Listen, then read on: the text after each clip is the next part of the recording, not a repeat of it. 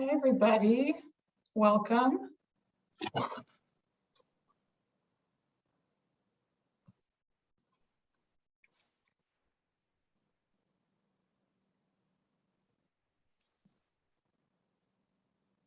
Great to have some people here nice and early, or right on time.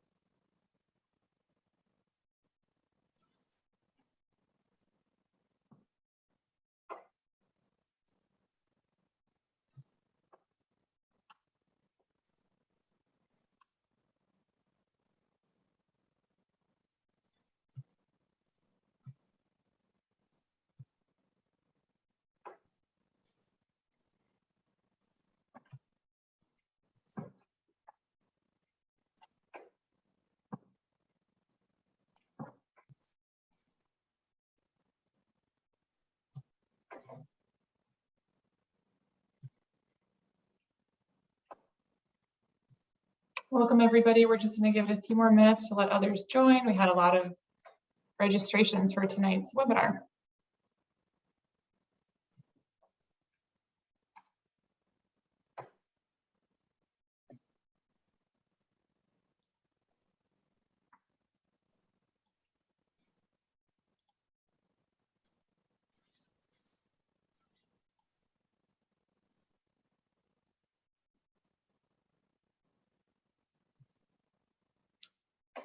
There is a chat box at the bottom of the screen that should be live if you want to drop in a hello or tell us who you are, why you're interested in tonight's presentation. That'd be great.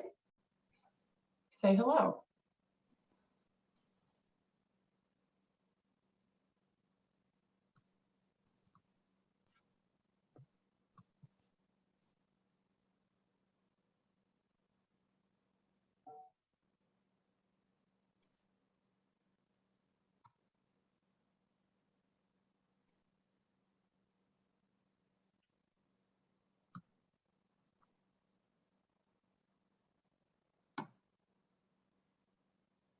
Hey, John, thanks for joining. Thanks for saying hi, Max. We were just talking about the expectation of promptness by the minute in these types of settings now with webinars, but we'll still give people a few more minutes.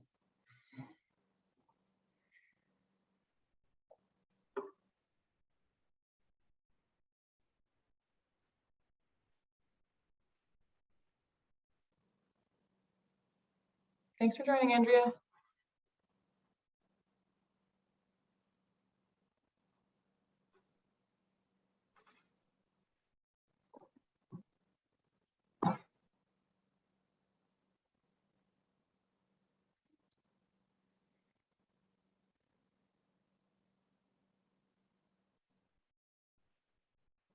Thanks to those who maybe wrapped up some work a little early to join us this afternoon, this evening.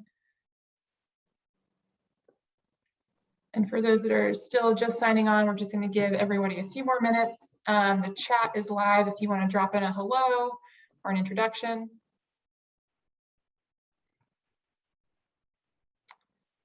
You should be able to change who you're directing your message to everybody or just to the four of us here.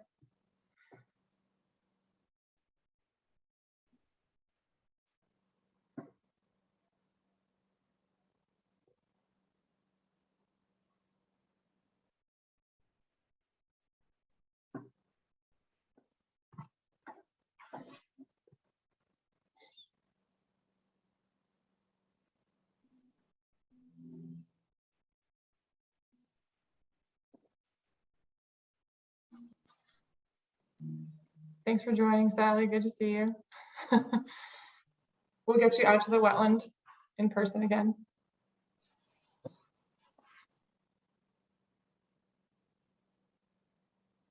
Hi, Rosemary. Thanks for joining.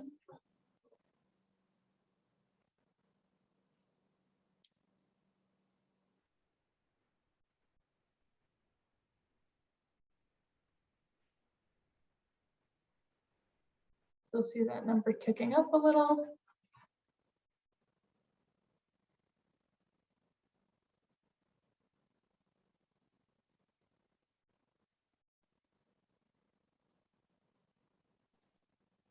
Hey Glenn, good to see you or see your name. Thanks for joining.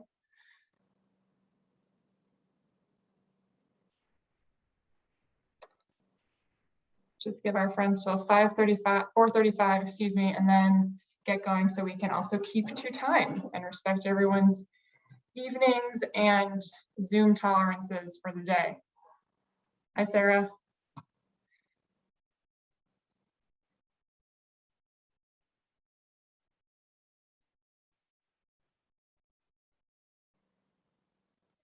Great to see lots of friendly faces, friendly names, new names.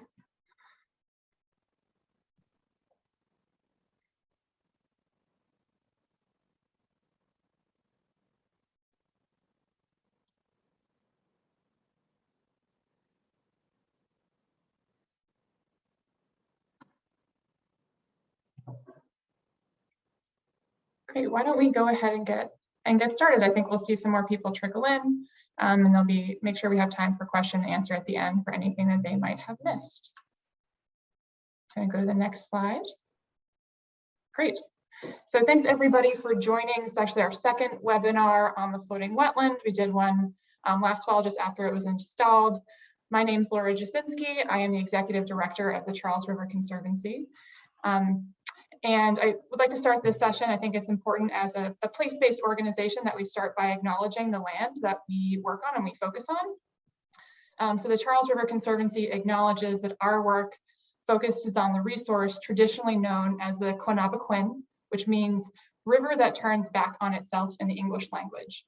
This land and water was and is home to the Massachusetts and Wampanoag people, both past and present.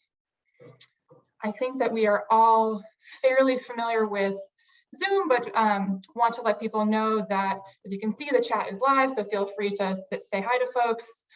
We also have the Q&A, and so Rachel Chu, the CRC's Communications and Outreach Coordinator, will be keeping track of questions so that we can have a robust Q&A discussion session at the end. And you can also access closed captioning if you go down to the bottom of the screen next to the Q&A. And if those icons aren't popping up for you, you can kind of hover your mouse at the bottom and they should appear. So tonight we're going to have an hour-long combination of presentation and then question and answer. I think a lot of folks here already sent in good questions. I'll provide a quick overview of how we got an island in the Charles River in the first place. We'll then hear from our research partner, Max Rome from Northeastern University, with his somewhat hot off the press data from the first full summer of sampling program at the wetland. And we'll also hear from the CRC's new project manager, Taylor Leonard, about how we've been using the wetland as an education and engagement tool, and how we're really prioritizing and centering engagement as we start to think about expansion and more wetlands in the river. Go to the next. So first, just a quick word for those that might not be as familiar with the Charles River Conservancy, or CRC as we call ourselves often. Our mission is really to engage everybody in the enjoyment and care of this space. We focus on the Charles River from Watertown to Boston, thinking of it as the more urban section of the Charles, that lower 10-mile stretch. And generally our programs really involve advocacy, volunteer engagement, getting people out to the parks to get their hands dirty, and then great programming and events like you see on the bottom with our City Splash event. And for those that are familiar with that, we are looking forward and working to bring that back in 2022. You can go to the next slide, because our swimming is actually what got us involved in floating wetlands in the first place. So on our website, if you're interested in looking more, there is a feasibility study from 2016 that we worked with Stantec engineers on to look for a place where we could bring swimming back to the river regularly. It's an incredibly important way to connect with natural resources and water bodies, and we think it's obviously a great goal for water quality achievement, and it's something that we really see as an important way to reconnect the communities around the Charles to the river. So in 2016, after lots of other work, we engaged Stantec to create a feasibility study to think about where we could someday install a swim park, similar to those that you might have seen or heard about in Europe or in the Netherlands and other places around the world, and others that organizations are working on in the US.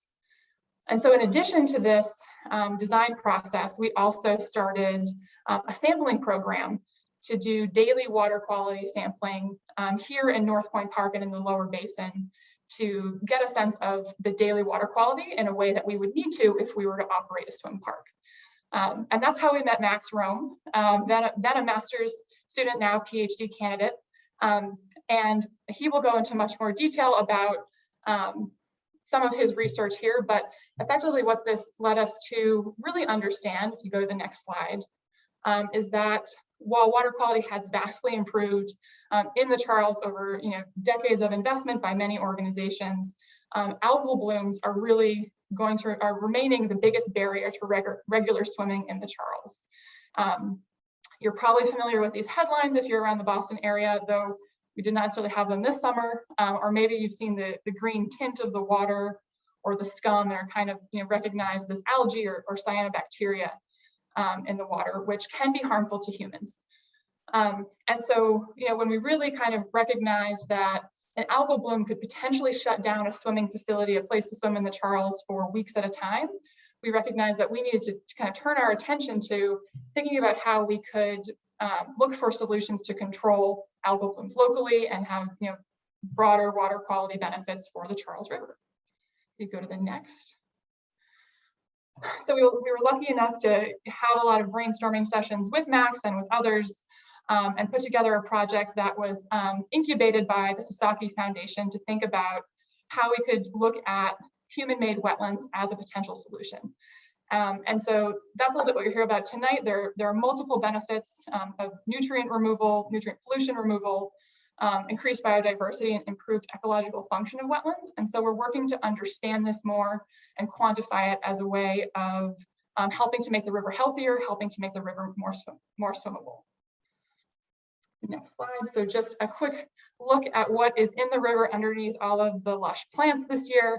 This is the about 740 square foot wetland that came in 24 pieces from a company in Scotland that was supposed to be installed in March of 2020. I think most folks know there was a lot going on in that month.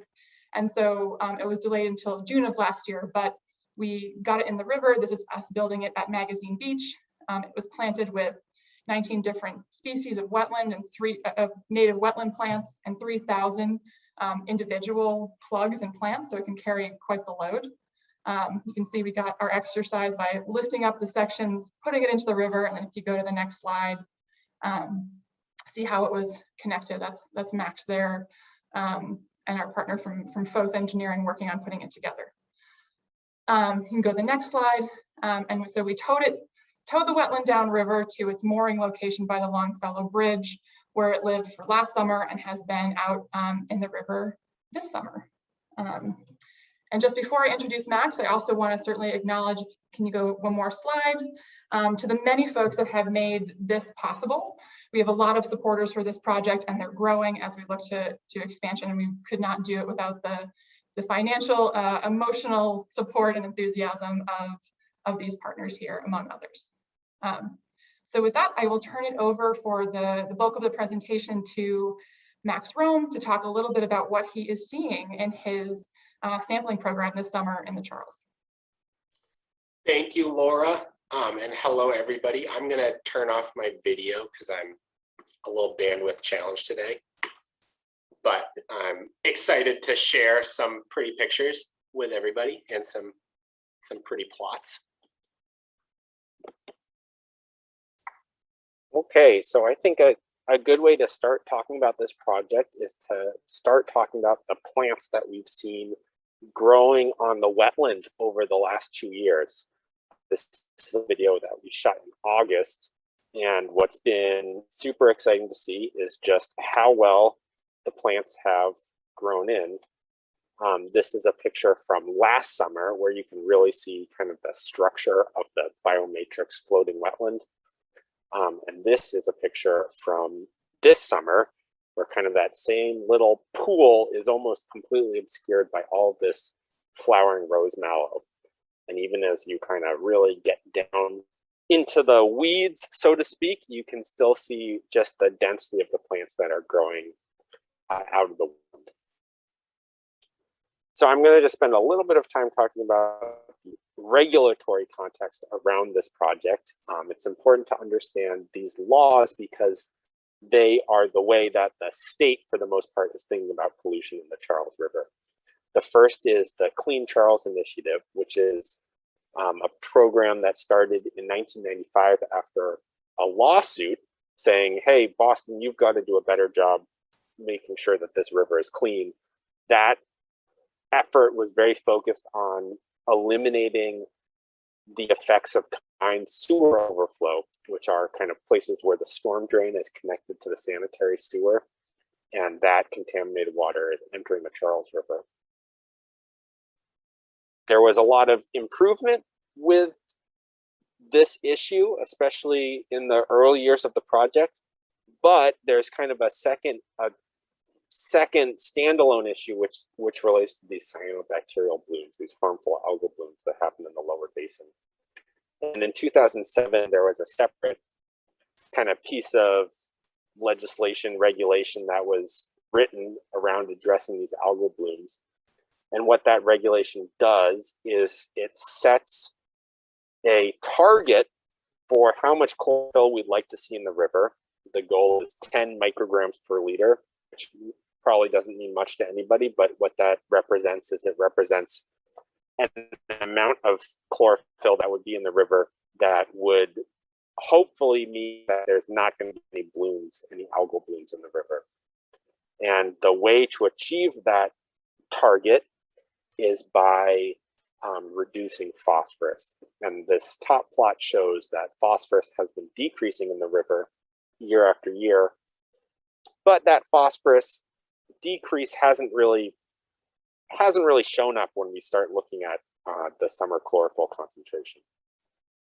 So just to summarize this, there are legislative efforts that are focused on making the river cleaner. One is about fecal contamination, and the other is about algal blooms.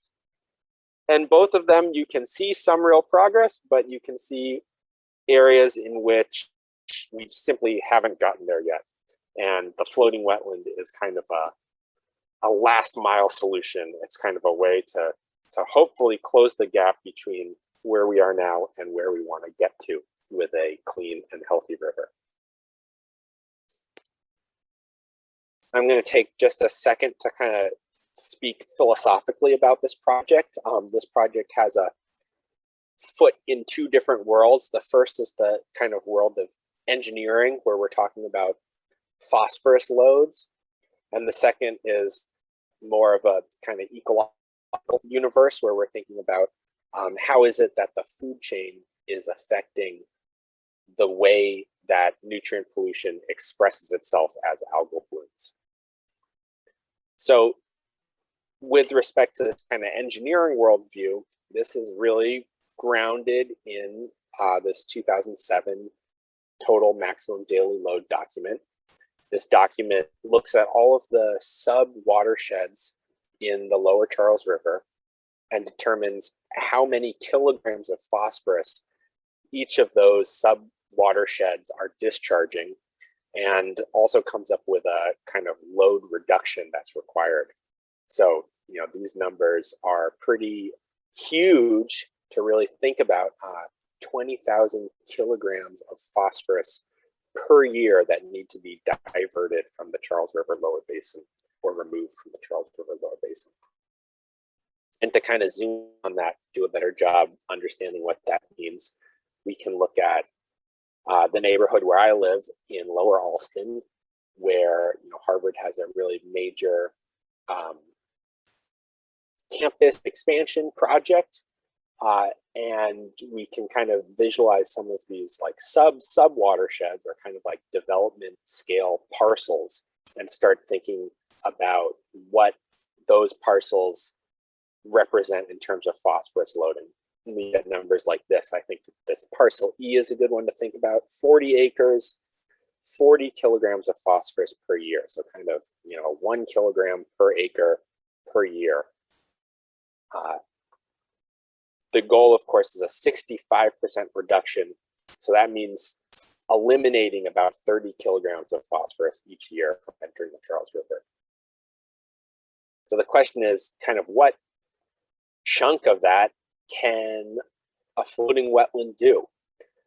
This first box plot shows one answer to that question using 15 different kind of peer-reviewed published floating wetland studies, and the answer is not very satisfying. Okay, we would need somewhere between 1 and 150 acres of floating wetlands to meet this phosphorus reduction target. So not quite a helpful enough answer. But it turns out one of the reasons that there's so much variability is because in different studies, people have grown different amounts of plants. Some studies have ended after just a couple weeks or 70 days. Some wetlands haven't been planted very densely, so we needed to kind of redo this work for our own floating wetland. And after 2 years of growing plants, we now know how much we can grow on our wetland, which is about 200 grams of plants per square foot. And what that means for us is that to meet this pollution reduction target for this parcel E, so for a 45-acre urban site, you'd need between 4 and 8 acres of wetlands to achieve that goal. So just to summarize this, from the engineering perspective, floating wetlands are a tool that can be used to meet phosphorus reduction goals. They're not incredibly efficient. They're basically pretty comparable to other low impact design techniques. And there's a bit more complexity to this that we could talk about. There are other mechanisms by which phosphorus is removed from the water, including sedimentation, that this doesn't capture. But I think that's a really decent high level way to gloss this. Floating wetlands can be used to reduce phosphorus, to take phosphorus out of the river, and they take up about the same amount of space as if you were to accomplish the same goal using rain gardens and bioswales and stormwater detention ponds on land. The next piece of this project is the piece that's a bit more novel, and that is, well, what about ecosystem effects? How does the presence of the floating wetland change the makeup of the organisms that consume algae and are kind of free swimming in the Charles River? And these organisms are called zooplankton. What we do is we go out on the river and we net zooplankton and we count them 3 days a week, all summer long. And as we're doing that, we're also keeping track of the cyanobacteria in the river. What this plot does a good job of showing is it shows that at both the wetland location, the experimental location, and the control location, there are very, very similar dynamics in terms of how much algae there is and what type of algae is growing. From the first summer, we kind of put together these time series plots that compare both the abundance and the body size of these three different classes of zooplankton. The headline here is, again, that the control location and the wetland look very similar. And in 2021, we got some advice, some feedback from folks at the University of New Hampshire who said, you may want to be looking in more detail at different kind of subtaxa of zooplankton, that you can have a better sense of, smaller, more subtle changes that are happening between the wetland and control location. And this is data that provides kind of a high level summary of just the total abundance in milligrams per cubic meter of zooplankton at these two sites. Again, the headline here, I would say, is that the control and the wetland look very similar, and the zooplankton abundance in the river is very variable. It varies a lot over the course of the summer. This is a little bit of a sneak peek at some of our data from this summer, where we're looking at 8 different taxa of zooplankton, so a kind of a much more detailed study. And what these plots show is they show that some organisms are just much more abundant than others. So large rotifers, Asplanchna, small rotifers, and Bosmina, which is a type of kind of very small cladoceran or microcrustacean, and then Nauplius, which are larval copepods and sometimes larval barnacles in the river as well. These are the taxa that are most abundant and probably most important because they're the most abundant in our study. And while we can see some subtle differences between the wetland and the control location, these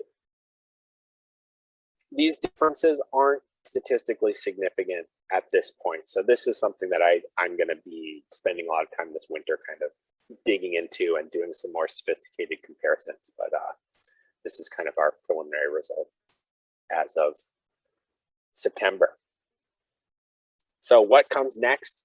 We've got one more summer of kind of this part of the research project.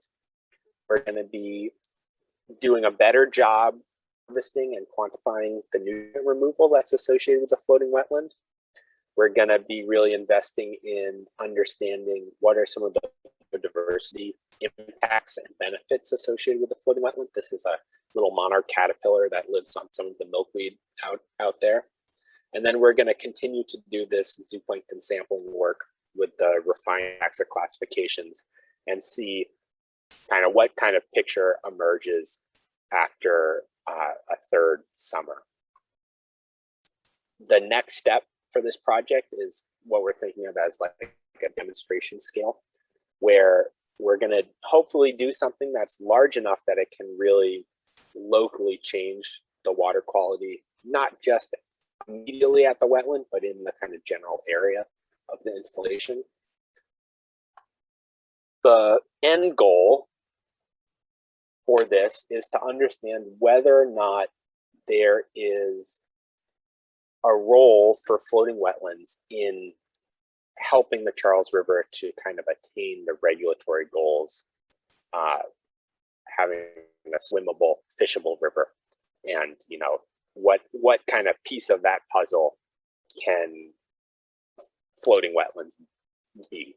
So that's kind of where we are now and where we hope to be going. So thank you so much for listening in on this work in progress, and I'm excited to kind of follow this project along into the final summer and see what comes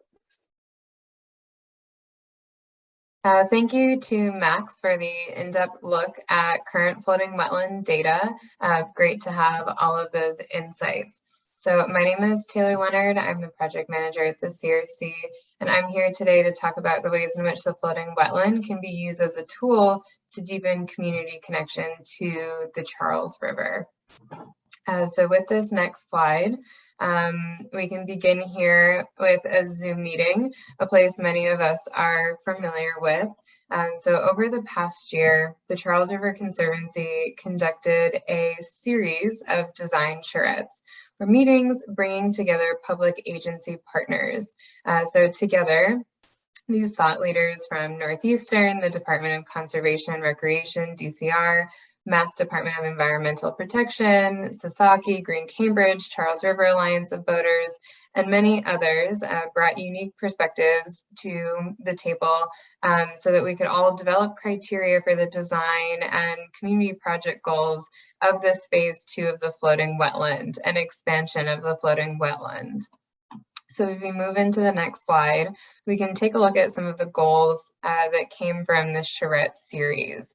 So the first goal, of course, noting the immense scientific research opportunities the wetland provides, which is great that we want to continue, and Max has done such an incredible job at, looking at those goals and meeting those goals. And of course, next, the location of the wetland, making sure that we can really put this wetland in place that's going to be accessible for all. And the final goal, of course, is the people or the community. A goal to think about how the floating wetland can drive education, community conversation, and public learning, all with a mission to deepen the community's connection to the Charles River. And so next we can look through some engagement types that kind of come from that interaction with the people. So here we have identified 3 ways to build community ties. We have land engagement, water engagement, and satellite learning. So the first image you can see is a local group from Cambridge exploring a floating wetland tag game. So this is a tag game that teaches about the relationship between cyanobacteria, zooplankton, and the wetlands, as you kind of run and learn the relationship between the 3 in this fun game. And it's a great way to consider outdoor learning with a backdrop of the floating wetland. And outdoor learning has really been vital to our mental health and physical health, especially in this past year, where we may have needed to get outside of the classroom and engage in that outdoor learning. And it provides a way to connect safely. So definitely leaning into those kind of opportunities for outdoor engagement outside of the home and outside of the classroom. Next, you can see we have some kayaks shown. Oh, and the last slide. So this image here, we have a wonderful relationship with Paddle Boston, which has afforded the CRC the chance to bring community members of all ages out in the water and on kayaks, youth groups, and other nonprofits that are really interested in the floating wetland and just the community have had a chance to explore the native plants on the wetland up close.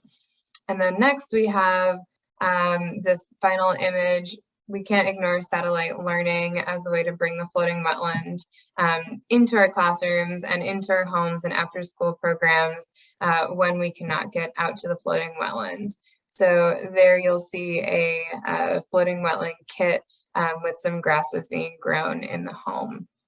So now we can shift to the next slide. And here we can take a look at a floating wetland STEAM activity kit. So speaking of this satellite learning, this guide, which you see a page of the guide here, was developed in partnership with the MIT Sea Grant through Undergraduate Research Opportunities Program. And this was supported by the MIT Community Service Fund.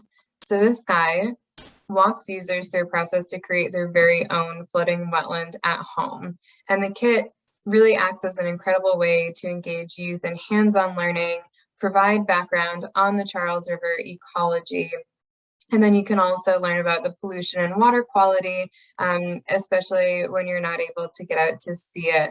And so here you have a multi-page guide and a way to follow along with that research. And it's really wonderful to see kind of how that can take place. So the floating wetland kits, we can shift to the next screen. The floating wetland kits were piloted in a 3rd grade Cambridge remote classroom with much success. A huge shout out to those who were able to drive across Cambridge and deliver kits right to students' homes and teachers' homes, a major help in supporting this pilot. But we're pleased to say we're now looking to expand this program beyond this piloted 3rd grade classroom into 6th grade classrooms across Cambridge Public Schools. And we're going to be working closely with MIT, Cambridge Public School teachers, educators, our home teachers, our parent teachers as well, and school advocates. And we're collecting feedback to really build on that expansion. Next, we can shift gears to the water. So this year, from July through August 2021, the Charles River Conservancy partnered with the Cambridge Mayor's Summer Youth Employment Program. So this program is a 6-week summer jobs program for Cambridge residents, students ranging in age from 14 through graduated high school seniors. Were led by sustainability planner Jennifer Lawrence, as they worked with the CRC to engage the local community about the floating wetland and really develop community-driven concept designs for our phase 2 expansion. So over the next couple of slides, we can start to look at how that engagement took place. These students, they worked really hard to kind of come up with different ideas for engagement. One being bananagrams. On the left, you can see in the image, and on the right, developing a chalk drawing to kind of talk through different aspects with that floating wetland right there in the background. Next, we can see when the students collected their feedback, they were able to develop these community-led designs. And so on the image on the left, you see a blueprint of the different native plant arrangements, talking through kind of a domed experience so that the community was really able to see all of the flowering plants. And on the right, students really brought their knowledge of the community, saying people want to engage with it in kayaks, along a dock, but also from land. And so looking at these kind of unique shapes for floating wetlands. And so we can head to the next page.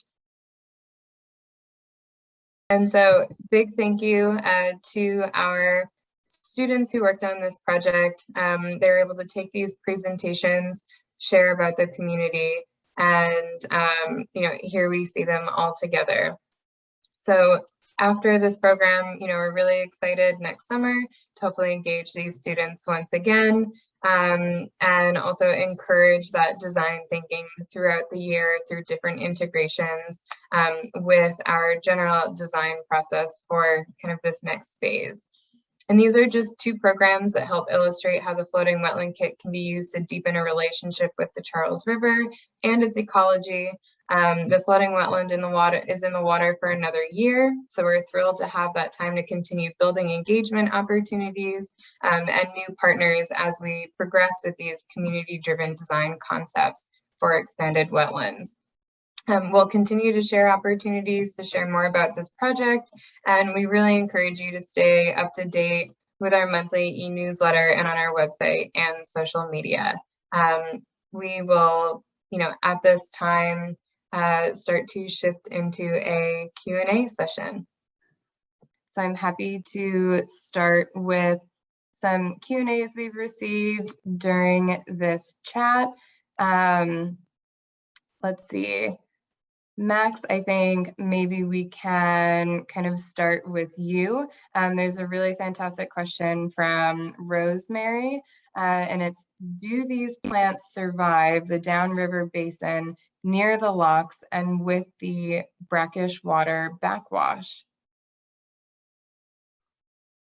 Yeah, that's a great question. I see another question about kind of, do they survive in salt water, and another one about, do they survive the winter? And I think we can answer all those kind of together. So these are native perennial plants. So they all overwinter, and they were selected. One of the criteria that we used to pick the plants was to look for plants that have some salt tolerance. So not every plant that we put out there did great. Some did better than others, but they've all done, or a lot of them have done really well in the brackish conditions. And over the winter, we actually moved the wetland just because we're not, we haven't designed it to kind of handle the ice that could be pushing on it as that ice flows down the Charles River, but the plants stay in the water, so their roots are wet all winter long. Thank you, Max. I think that's really great to hear kind of the longevity of it. And I think that would lead in really well, just thinking about these kind of long-term plans. Laura, if you could briefly touch upon the future plans of the wetland. And, we talked a little bit about those community-focused designs, but also sharing kind of some of those plans for expansion. Sure. So I think as we talked about a little bit here, we're definitely planning to extend the pilot research program into next year. So Max and his team will be sampling through 2022. As you showed in that great Zoom picture that we're familiar with, that was the start of really thinking about and planning for expansion. So with both that group of public agency partners and other academic leaders and engineers, and with the students, that was our first step at really thinking about where, how many, what they look like in the river. You know, we know that our 740 square foot island that we love is not going to do it. So thinking about more, you know, we did really develop out criteria to really define the goals of people, place, and science, and to determine where these wetlands go, and looked at a couple of possible locations. And so now we're working to narrow down exactly where, you know, specifically looking at places that have seawalls and that don't have, you know, riverbanks, and that won't be in the way of navigation, and think about developing, you know, one or more plans, drawn plans, renderings like the one you see behind me for expansion. So I would say stay tuned to that, but definitely looking at where and how many and what they look like. Great. Thank you. Really exciting to always hear through those next steps. And let's see some other questions that we have here. Thinking about kind of the connection to the swimming in the beginning, I think Laura and Max, maybe there's some opportunity for both here. What are the projections, if any, of making the Charles healthy enough to swim, with the thought on these floating wetlands tied in? Sure, I can start that one. You know, definitely that is our goal, is to bring back swimming, and you know, and to some degree we've achieved it, right? When we hold City Splash, the event where people can jump off the dock of the Essalon and enjoy swimming in the river. You know, we've done testing and confirmed that day, you know, the water is clean and there's no algae bloom and that it's safe to swim. So in some ways we've made great progress and achieved that. But for more regular swimming and the design and building of the swim park, you know, I'm hesitant to put you know, a timeline exactly, you know, 3 years, 5 years, 10 years, but it's a goal that we're still working towards. And I think, you know, projects like this get us closer, and adding other tools to our resiliency toolkit get us a lot closer. Max, I don't know if you want to join in with a more. Well, the thing that I would add is a bit of unfortunate pessimism, which is that one of the things that's really driving the algal blooms is climate change. So as kind of the water is getting warmer, and as these storms, as kind of the rain that falls in this region, is more of it is falling in these kind of short, intense storms, both of those things contribute to the algal bloom. So we're kind of fighting against the tide a little bit. So we need to really, really be active. Everybody who cares about the Charles River kind of in this region, we need to be really, really, really active to make sure that we're doing the things that are going to lead to a river that is healthy and clean and doesn't have algal blooms each summer. So it's a hard challenge, but it's, I think, you know, it's one that kind of all of these urban rivers are dealing with right now. That's great. Thank you. Yeah, it's definitely kind of an ongoing conversation, I think, across the board with everyone who's looking into these floating wetlands. All right, let's see if we can dive into some other questions. Let's see, we have a couple about these wetlands during the winter. You know, how do the plants survive in the winter? I'll just say that we, for this project, we've have additional partners at MIT in the Sailing Pavilion that have let us park the wetland at their dock in the winter, which allows us to keep the roots in the water and have the plants be dormant, and also avoid any ice damage from the river freezing over like it did last year. So it's still in the water, and the plant roots stay, like I said, dormant, but we do move it from its mooring. So if you see it gone, don't worry, it will be back. All right. And the future design, I'll just say the point is to come up with something that can survive having a little bit of ice around it or having tons of ice around it. Right. And I guess kind of building on these questions, a question from John Baldock: if there was sufficient vegetative cover, could the plants help cool the river in summer through evapotranspiration?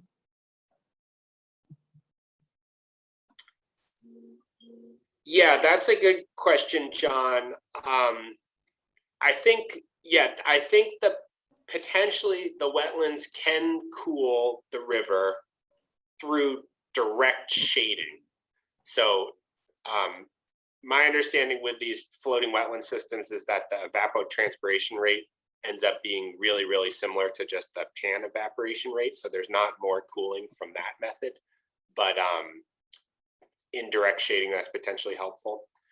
So that is something to think about, but I think you'd need quite a lot of these wetlands to go there. So we're not really thinking of cooling the river down as being one of the main benefits of these wetlands. Yes. And we have a question specifically about the Muddy River. So it says, interested to see that the Stony Brook's phosphorus load is so much greater than that from the Muddy River. How can we Muddy River people access additional data about this? We do love our Muddy River people and friends. This is definitely data that we are collecting and wanting to share. This, what Max just shared, is pretty recent in terms of calculating and going through. And our goal is certainly to make as much public, and happy to have a follow-up conversation if there are specific questions, and could set up kind of more of a brainstorming session or work session. One specifically for that Muddy River thing, that data comes from the 2007, which is a published document that you can download, and we have a link to it on the Charles River Wetland website. So you can see where those numbers came from. But I would also say send me an email, because Northeastern is doing a cool project right now on quantifying the phosphorus load from the Muddy River.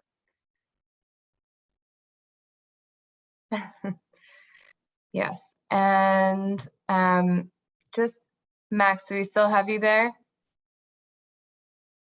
Yes, you do. Okay, great. No worries. So we do have another question.